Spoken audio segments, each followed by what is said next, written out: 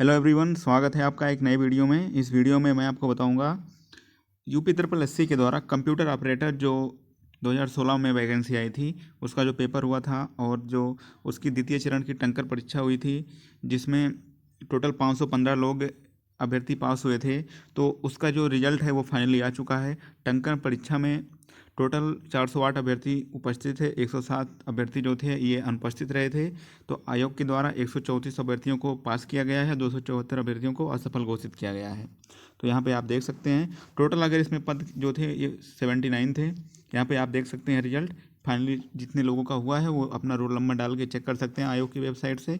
अगर आप इस वीडियो की पीडीएफ चाहते हैं तो डिस्क्रिप्शन बॉक्स में मैं डाल दूंगा पीडीएफ, आप वहाँ से इसको डाउनलोड करके देख सकते हैं। तो ये नोटिफिकेशन आया था यूपी ट्रिपल एससी आयोग के द्वारा। तो आशा करता हूँ वीडियो आपको पसंद आया होगा। यूपी ट्रिपल एससी की पल पल अपडेट के लिए हमारे चैनल को आप फॉलो कर सकते हैं। तो चैनल को सब्सक्राइब करिए। मिलते हैं नेक्स्ट वीडियो में। जय हिंद।